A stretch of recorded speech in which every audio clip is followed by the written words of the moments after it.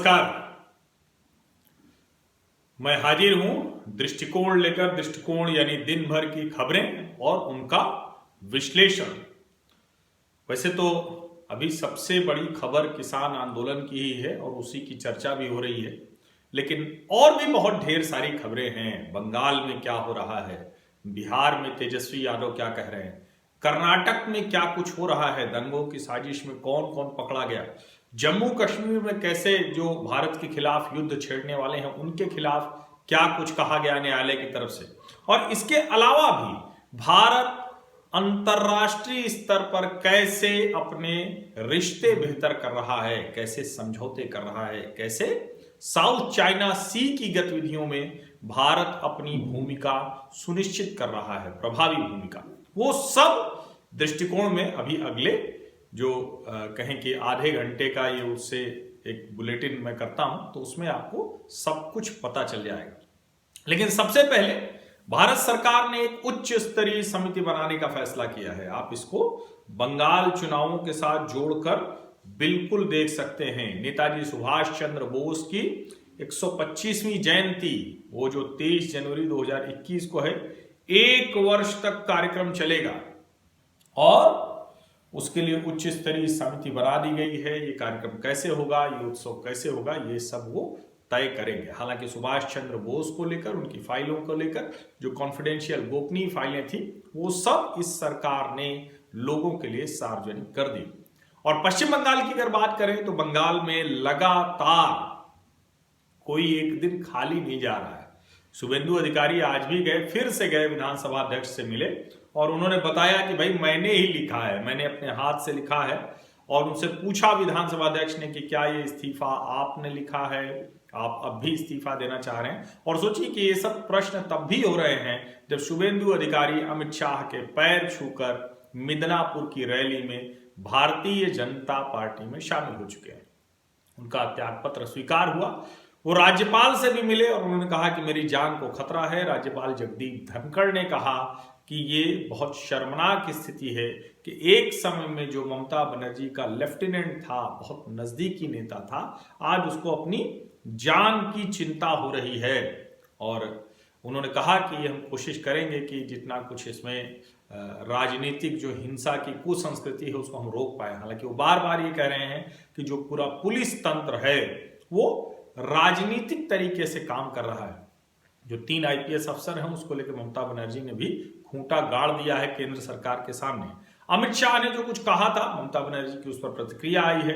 अमित शाह ने ढेर सारे ऐसे पैमाने बताए थे कि बंगाल की स्थिति कैसे खराब है, कैसे देश का सबसे अग्रणी राज्य था और कैसे पिछड़ता चला गया।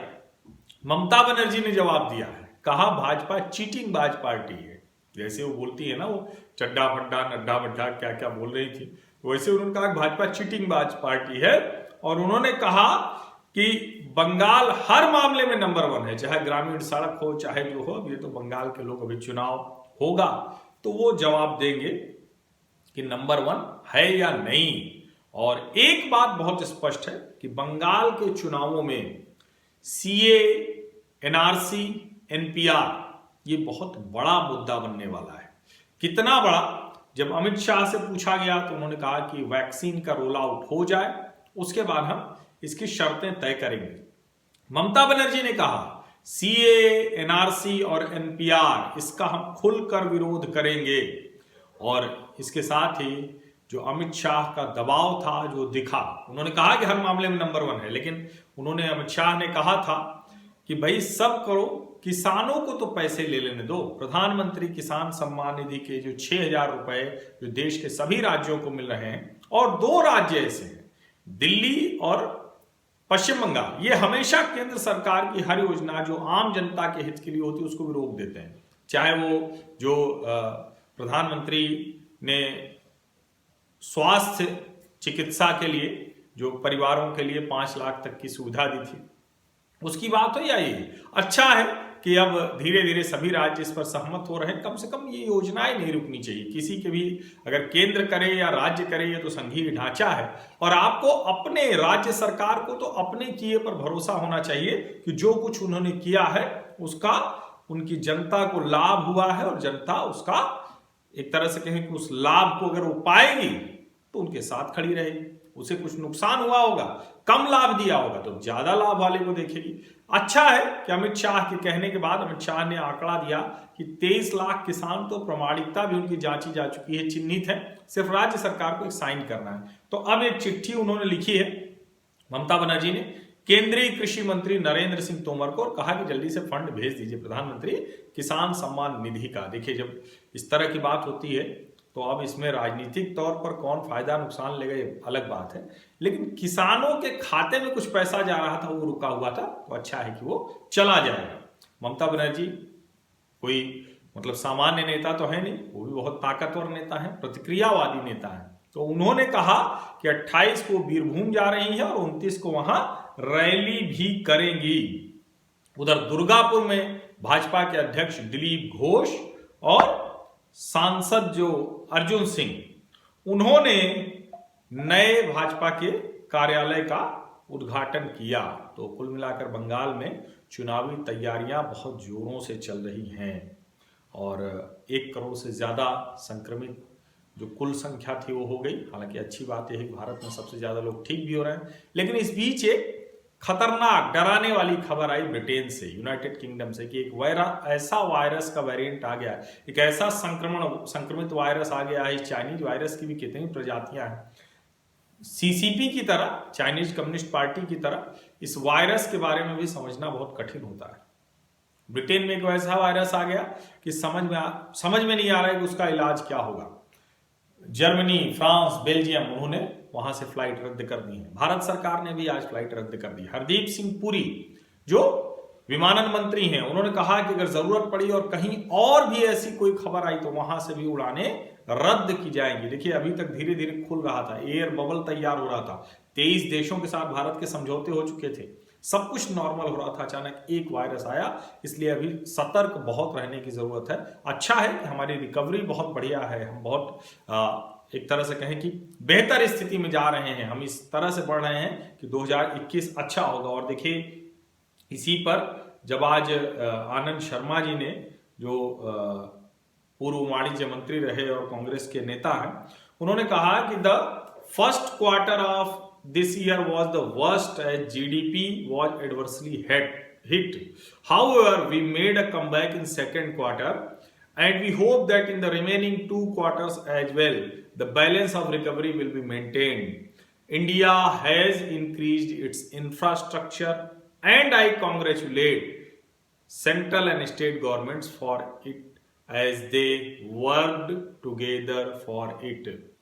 The country stood in the face of this crisis. ये बहुत अच्छा है, कांग्रेस के नेता हैं, उनके बहुत कहें कि बड़े नेताओं में रहे हैं, केंद्रीय वाणिज्य मंत्री रहे हैं, तो अब अगर वो ये कह रहे हैं तो ये बहुत अच्छा है। कम से कम इस मामले में सभी पार्टियों को एक साथ आना चाहिए और बेहतर है कि राजनीति न की जाए, और न करते तो शायद और बेहतर होता, लेकिन अच्छा है कि इस तरह से बात की जा रही है। और शायद इसी का ये जो डर है, ये जो वायरस फैल न जाए, अभी उद्धव ठाकरे साहब ने कहा था कि हम बिल्कुल नाइट कर्फ्यू नहीं लगाना चाहते हैं, उसके पक्ष में नहीं, लेकिन आज लगाना पड़ गया। महाराष्ट्र सरकार ने अपने सभी शहरों में सुबह रात 11 बजे से सुबह 6 बजे तक का नाइट कर्फ्यू, रात्रिकालीन कर्फ्यू बंदी कर दी है।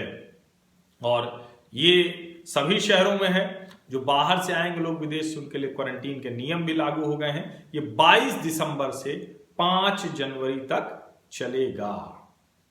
और भारत लगातार, जो मैं आपको बताता हूं, शायद ही कोई दिन हो जिस दिन कोई बड़ी हाई लेवल, उच्च स्तरीय बैठक न हो रही हो भारत और किसी दूसरे देश के बीच में।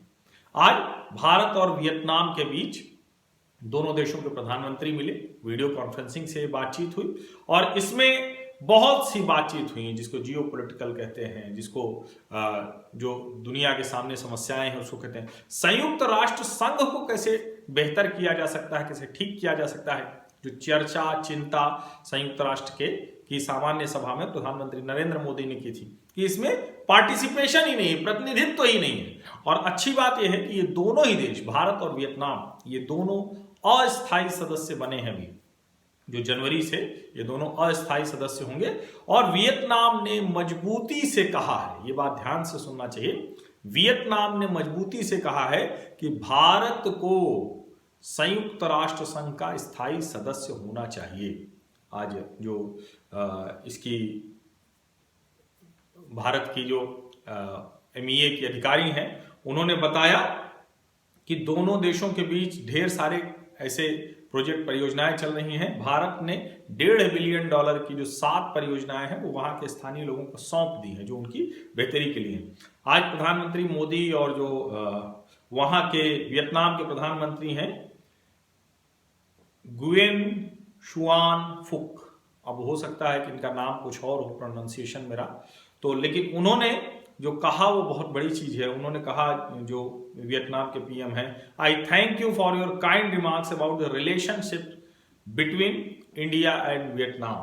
आई am very happy that we have this virtual summit which underlines the commitments of both countries to further deepening the bilateral relations। और यहां एक बात और कही कि किसी भी स्थिति में साउथ चाइना सी के पूर्वाग्रह किसी तरह के समझौते में बाधा नहीं बनना चाहिए। और प्रधानमंत्री नरेंद्र मोदी ने कहा कि Vietnam is an important pillar of India's act east policy and vital partner of our Indo Pacific vision.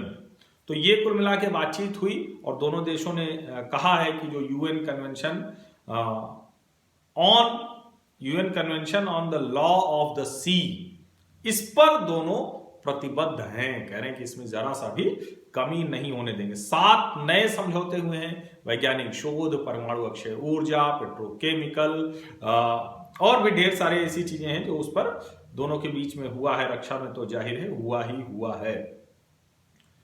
इसके अलावा आज रशिया के जो Russian deputy envoy N Babushkin, उनसे पूछा गया कि जो रूस का पाकिस्तान के साथ बहुत ज्यादा एक कहें कि दोस्ती बढ़ रही है, तो उन्होंने जवाब दिया जो उसी तरह मैं पढ़ देता हूं। Russia is a trusted partner for India and China and we feel it is vital to ensure a positive atmosphere for cooperation between the two neighboring Asian giants। ये नहीं कहा कि चीन बहुत बड़ा है, भारत छोटा है, ऐसा नहीं कहा। Two neighboring Asian giants, including at the platforms of SCO, BRICS and RIC। और ये जो रशियन एम्बेसडर थे निकोलॉय कुडाशेव, और उन्होंने कहा है कि we sincerely don't think India should be worried. ये बोला है डिप्टी एनवॉय जो एन बाबुश्किन है, जो पाकिस्तान से गलबहिया पर पूछा गया। Russia is committed to respecting sensitivities of other countries, exercises with Pak were counter terror ops. We are maintaining a close dialogue on Afghanistan. We have the Moscow platform for same. Then we have of course bilateral consultation with India on Afghanistan। और एक और सवाल के जवाब में Turkey पर प्रतिबंध जो रशियन S-400 मिसाइल पर बहुत स्पष्ट कहा उन्होंने कि we don't welcome unilateral sanctions as tool for international relations। India's position is also crystal clear, no sanctions other than those applied by UNSC। ये बहुत क्लियर है और मुझे लगता है कि ठीक भी है कि कोई एक देश ऐसा नहीं कर सकता है कि वो किसी देश के ऊपर प्रतिबंध लगाए। ये संयुक्त राष्ट्र सुरक्षा परिषद के जरिए ही होना चाहिए। किसी भी देश की ये दादागिरी नहीं होनी चाहिए, किसी भी देश को ये छूट नहीं होनी चाहिए और इसमें कहीं कोई गड़बड़ नहीं है। बगल के नेपाल में भी बड़ी हलचल है और उस पर मैं अलग से बात करना चाह रहा था, अवसर नहीं मिल पाया। लेकिन लक्षण यही है कि कम्युनिस्ट ओली जो है वो हिंदू राजशाही का रास्ता फिर से मार्ग प्रशस्त करेंगे। भले ही वो राजशाही न लौटे, लेकिन जो लोकतंत्र है, जो हिंदुओं को जो लोकतंत्र जो उनके मूल में है, वो फिर से लौटेगा। क्योंकि जिस तरह से उन्होंने डिसॉल्व कर दिया पार्लियामेंट, और आज उसी जो डिसॉल्व पार्लियामेंट है उनके सांसदों के साथ वो बात कर रहे थे, और उसमें सबसे ज्यादा जोर देकर बताया कि हम भारत के साथ रिश्ते सुधार रहे हैं। भारत के साथ रिश्ते बिगाड़कर चीन की गोद में बैठे ओली अब कह रहे हैं कि हम भारत के साथ रिश्ते सुधार रहे हैं। अप्रैल मई में वहां चुनाव हो सकते हैं। बजट पूर्व बैठकें हो रही हैं। बजट बनता है तो उससे पहले सभी से सलाह ली जाती है, सभी क्षेत्र के प्रतिनिधि मिलते हैं। आज वित्त मंत्री निर्मला सीतारमण से बुनियादी, पर्यावरण और ऊर्जा क्षेत्र के विशेषज्ञों ने मुलाकात की। वित्त मंत्रालय ने राज्यों को 6,000 करोड़ रुपए और जारी कर दिए, जो कि जीएसटी में कमी है। तो जो जीएसटी शॉर्टफॉल है उसको पूरा करने के लिए ये दिया जा रहा है केंद्र की तरफ से। अब तक राज्यों को जीएसटी की भरपाई करने के लिए 48,000 करोड़ रुपए दिया जा चुका है। ये संघीय ढांचा भारत का इसी तरह से काम करता है। पंजाब सिर्फ किसान आंदोलन की वजह से नहीं, पंजाब में बहुत सी ऐसी गतिविधियां बढ़ रही हैं जो खतरनाक हैं, जिसको खुद कैप्टन अमरिंदर भी जान रहे हैं, कांग्रेस की सरकार भी जान रही है। आज वहां ड्रोन से हैंड ग्रेनेड गिराया गया गुरदासपुर के जो सीमावर्ती इलाके हैं। अच्छा है कि बीएसएफ और पंजाब पुलिस ने उन्हें मार गिराया, वो सब पकड़ लिए गए। लेकिन पंजाब के किसान, पंजाब के बड़े किसानों के साथ जो कई ऐसी खबरें आई कि जो राष्ट्र विरोधी तत्व हैं वो भी शामिल हो गए हैं। क्योंकि किसान तो बैठा हुआ है, वो तो भावुक है। मैं बार बार कहता हूं कि पंजाब का किसान चला आया है, उसको लग रहा है कि हमारा हिस्सा कुछ कट जाएगा, हमारी जो हिस्सेदारी है वो कम हो जाएगी। हम जो एक तरह की उपज उगाते हैं और आसानी से एमएसपी का लाभ ले लेते हैं, शायद नहीं मिलेगा। तो हालांकि वो सब नहीं है, उसको समझने की जरूरत है। ईश्वर करे कि जल्द से जल्द उनको समझ में आए। लेकिन जो पाकिस्तान में बैठे हुए खालिस्तानी हैं, जो दुनिया भर में हैं, वो इसका दुरुपयोग करना चाह रहे हैं, भावनात्मक दोहन करना चाह रहे हैं। और अब देखिए, ये जो समर्थन में किसान है वो खुलकर आने लगे हैं। मेरठ से गाजियाबाद तक ट्रैक्टर रैली निकाली किसानों ने। और अभी तक जो किसान नेता बता नहीं पा रहे हैं कि आखिर उनको दिक्कत क्या है। वो किसान नेता कह रहे हैं कि अब हम जाके पूछेंगे। भारतीय किसान यूनियन के राकेश टिकैत कह रहे हैं कि हम उनसे जाके पूछेंगे कि आखिर उनको इससे क्या फायदा हुआ। वो नुकसान नहीं बता पा रहे हैं, लेकिन वो फायदा पूछने जाएंगे। अच्छा है, शायद इसी बातचीत में वो जो टस से मस नहीं है, कुछ उनको समझ में आए और कुछ बेहतर तरीके से इसका रास्ता निकले। किसानों की बेहतरी का जो एक रास्ता तैयार हुआ है तीनों कृषि कानूनों के जरिए, वो आगे बढ़े। और जैसे आतंकवादी, जैसे खालिस्तानी, वैसे ही नक्सली भी इस देश के लिए उतने ही खतरनाक है। आज झारखंड के खूंटी में एक और नक्सली को झारखंड पुलिस ने मार गिराया।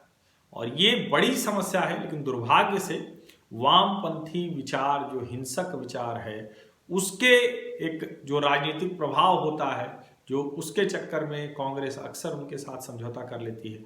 भाजपा से लड़ने के चक्कर में अलग अलग राजनीतिक दल इसी विचार को बढ़ावा देने लगते हैं और उसकी आड़ में नक्सली भी फलते फूलते रहते हैं। बेहतर हो इन लोगों के खिलाफ भी ऑल आउट ऑपरेशन चलाया जाए और हर हाल में नक्सलियों को खत्म किया जाए। मध्य प्रदेश, मुख्यमंत्री शिवराज सिंह चौहान किसानों से मिल रहे हैं। प्रधानमंत्री का किसानों से वर्चुअल जो एक तरह से कहेंगे सम्मेलन जैसा था, वो भी करा दिया। अब वो कह रहे हैं कि देखिए, रोजगार सबसे जरूरी है, रोजगार के उपायों पर काम चल रहा है। उन्होंने कहा कि पिछले 10 दिनों में मैंने 2 फैक्ट्रियों का उद्घाटन किया है मध्य प्रदेश में। आज ही त्रिचूर की एक रेडीमेड गारमेंट की यूनिट, जिसमें 4,000 लोगों को रोजगार मिलेगा, उस यूनिट को लगाने के लिए समाधान निकाला गया है। ये बहुत अच्छी बात है और ये हर राज्य को सोचना चाहिए। मैं बार बार कह रहा हूं, सभी राज्यों को सोचना चाहिए कि वो कैसे अपने राज्य के लोगों को बेहतर से बेहतर रोजगार के अवसर, दूसरे अवसर वो उपलब्ध करा पाएं। और इसके लिए जरूरी है कि हर तरह से कानून व्यवस्था बेहतर हो, निवेश बेहतर हो, कंपनियां आए। कंपनियों के खिलाफ गाली देने से काम नहीं चलेगा। फिर चाहे आप कृषि में निवेश चाहते हो, बुनियादी ढांचे में निवेश चाहते हो, या फिर सर्विस सेक्टर या दूसरी मैन्युफैक्चरिंग सेक्टर में चाहते हो। मध्य प्रदेश से एक और खबर है, वहां के विक्रम विश्वविद्यालय के कुलपति अखिलेश पांडे, उन्होंने कहा है कि हमारी युवा पीढ़ी समझती है कि वे सब कुछ विदेशों से सीख रहे हैं और इसी को ध्यान में रखकर रामचरितमानस और रामायण में विज्ञान को लेकर हमने कोर्स शुरू किया है। इसका उद्देश्य युवा पीढ़ी को वैज्ञानिक परंपरा से परिचित कराना है। ये अच्छी बात है और मुझे लगता है कि हर हाल में जो विज्ञान है उसको तो हमें सबसे पहले ध्यान में रखना ही होगा। क्योंकि अगर आप वैज्ञानिक आधार पर नहीं है, तर्क पर कोई तर्क की कसौटी पर नहीं कस रहे हैं, तो बहुत सी चीजें गड़बड़ होती चली जाएंगी। बिहार अभी अभी चुनाव हुआ है, तेजस्वी यादव कह रहे हैं कि फिर चुनाव हो सकता है और कह रहे हैं कोई बड़ी बात नहीं, जल्दी ही हो जाए। अब सवाल यह है कि क्या उनको ये लग रहा है कि नीतीश कुमार और भाजपा में नहीं बनेगी, क्या उनको ये लग रहा है कि नीतीश कुमार फिर से पलट जाएंगे, लेकिन शायद इस बार ऐसा नहीं होगा, ऐसा मुश्किल है। और जिसको कहते हैं कि वो ये कोशिश भले कर रहे हैं लेकिन वो कोशिश सिरे चढ़ती हुई नहीं दिख रही। फिर भी राजनेता है और बहुत नजदीकी मामला रह गया था तो उनका हक बनता है कि बीच बीच में ऐसे करते रहे। और जो सरकार में लोग हैं उनकी चुनौती है कि वो अपनी सरकार बचाएं। देश में आतंकवादी हैं, खालिस्तानी हैं, नक्सली हैं और इन सब के पीछे जो कहें कि अलग अलग ताकतें जो देश तोड़ना चाहती हैं, ऐसी ही एक और ताकत है जो इस्लामिक टेररिस्ट हैं, कट्टर इस्लामिक ताकतें जो देश को तोड़ना चाहती हैं, जो सबको करें कि इस्लामिक वो गजवाए हिंद जैसा या इस तरह की चीजें वो सोचती। कर्नाटक में केजीहल्ली थाना क्षेत्र में 11 अगस्त को दंगे की स्थिति हो गई थी, आगजनी हुई थी, सब कुछ हुआ। तो आखिर कौन लोग हैं? 187 लोग गिरफ्तार हुए। अभी ताजा एनआईए ने 17 और लोगों को गिरफ्तार हुआ। ये एसडीपीआई और पीएफआई के मेंबर हैं, वही पीएफआई जो यूपी में भी दंगा कर रहे हैं, वही पीएफआई जो उत्तर पूर्वी दिल्ली में दंगे, वही पीएफआई जो शाहीन बाग की फंडिंग कर रही थी। 17 लोग और पकड़े गए हैं। तो इसलिए चुनौतियां देश की कई तरह की हैं। अच्छा है कि हम उन चुनौतियों से निपट पा रहे हैं, निपटने की तैयारी कर रहे हैं या ज्यादा बेहतर तरीके से तैयार हो रहे हैं। लेकिन कर्नाटक उच्च न्यायालय ने आज राज्य सरकार के उस फैसले पर रोक लगा दी जिसमें 31 अगस्त का वो फैसला है और ये कहा गया था कि जितने 61 जो विधायक और मंत्री हैं जिनके ऊपर आपराधिक मामले थे वो ड्रॉप कर दीजिए। क्यों ड्रॉप कर दें भाई? अगर सिर्फ वो राजनीतिक मामले हैं तो बिल्कुल होना चाहिए, लेकिन आपराधिक मामले किसी भी विधायक मंत्री पर रद्द नहीं होने चाहिए। कानून की नज़र में सबको बराबर होना चाहिए। और अगर कर्नाटक के विधायक मंत्रियों पर है, वैसे हर जगह है, लेकिन ये अच्छा काम किया है और अच्छा होगा कि कर्नाटक उच्च न्यायालय तय समय में जो दोषी हैं उनको सजा सुनाए और जो दोषी नहीं है उनको दोष मुक्त करे। कर्नाटक के स्वास्थ्य मंत्री डॉक्टर के सुधाकर ने कहा है कि क्रिसमस या न्यू ईयर की पार्टी अगर किसी ने की तो कड़ी कार्रवाई होगी और जरूरी है जिस तरह की स्थितियां हैं उसमें पार्टी वार्टी से भी बचना चाहिए। करिए भी तो अपने क्लोज ग्रुप में कीजिए जिनको आप जानते हैं। जब एक बार जिसको बार बार हम लोग कहते हैं कि अपना जो क्लोज ग्रुप है, जिनको हम लोग पहचानते हैं, परिवार है, रिश्तेदार है, उनके साथ बैठिए, थोड़ा उनको भी समय दीजिए। बहुत आप सामाजिक हो गए, बाहर बाहर जाके पार्टी कराए। तमिलनाडु राजनीति वहां की भी बहुत इस वक्त कहें कि सीधे दिख नहीं रही है, बंगाल जैसी नहीं दिख रही, लेकिन वहां कमल हासन और रजनीकांत, फिर जो ये द्रविड़ कड़गम पार्टियां हैं, तो कमल हासन जिन्होंने अपनी पार्टी बनाई है मक्का निधि मय्यम MNM, और वो दूसरे चरण का उन्होंने प्रचार शुरू कर दिया है, चुनावी यात्रा शुरू कर दी है। आज status of leopard in India 2018 report जारी की पर्यावरण मंत्री प्रकाश जावड़ेकर ने। तो जो तेंदुए चीते हैं देश में वो है 12,852। अच्छा है, ये संख्या बेहतर हो रही है, हम उनको सुरक्षित संरक्षित कर पा रहे हैं। एक खबर जिसको हम लोग कई बार कहते हैं और मैंने आपको कहा कि देश के खिलाफ अलग अलग जगह से युद्ध सब छिड़े हुए हैं, तो अच्छा है कि भारत उसके लिए पूरी तरह से तैयार है और तुरंत उनके ऊपर कार्रवाई कर रहा है। आसिया अंद्राबी जो दुख्तराने मिल्लत की प्रमुख है, आतंकवादी महिला, रेडिकल इस्लामिक टेररिस्ट, और उसको और उसके 2 सहयोगियों पर भारत के विरुद्ध युद्ध छोड़ने का आरोप तय हो गया है। एनआईए न्यायालय ने ये किया है।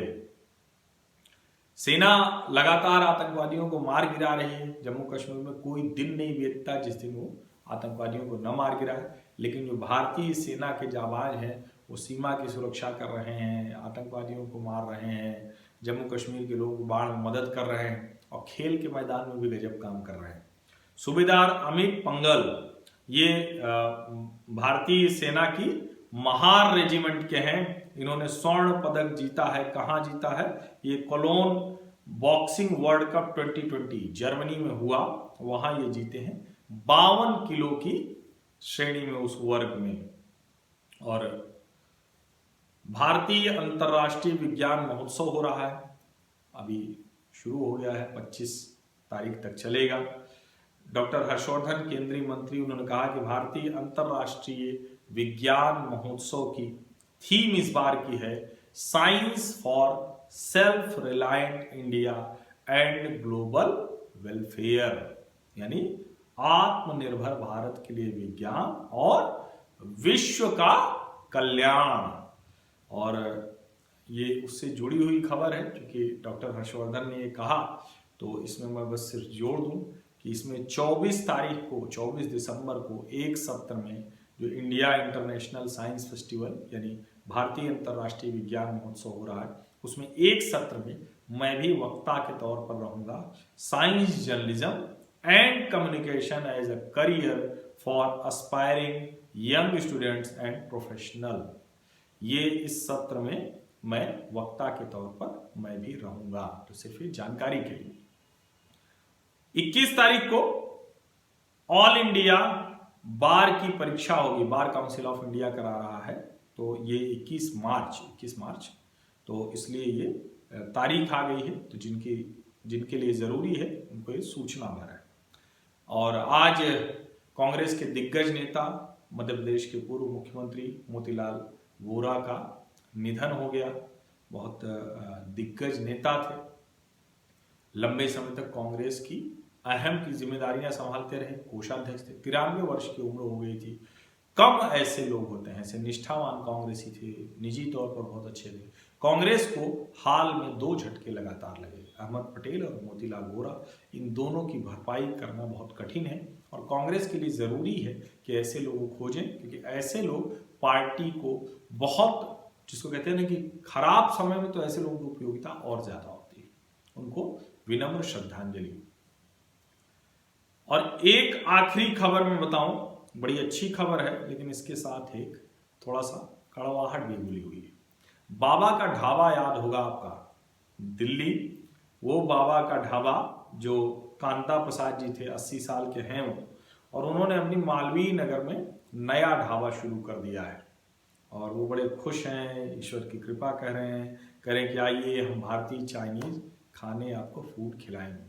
लेकिन इसका एक दूसरा कड़वा पहलू है कि जिस फूड ब्लॉगर ने उनको चर्चित किया, उसके ऊपर ही इन्होंने ढेर सारे आरोप लगा दिए थे, जो कि उसी वजह से आज ये स्थिति में है कि आज ये अपना रेस्टोरेंट खोल पा रहे हैं। मुझे लगता है कि थोड़ा सा इस पहलू को भी देखना चाहिए, जिस दशा में वो थे और जहाँ से वो निकले। हो सकता है, हालांकि उस फूड ब्लॉगर ने अपना पक्ष रखा कि मैंने ऐसी कोई गड़बड़ी नहीं की, लेकिन मुझे लगता है कि किसी पर भी आरोप लगाने से पहले सोचना चाहिए। और उनका पूरा कायाकल्प ही सोशल मीडिया की ताकत थी, और जो भी अगर कोई किसी को आगे बढ़ा रहा है तो उसके ऊपर आरोप लगाने से पहले सोचना चाहिए। बहुत बहुत धन्यवाद।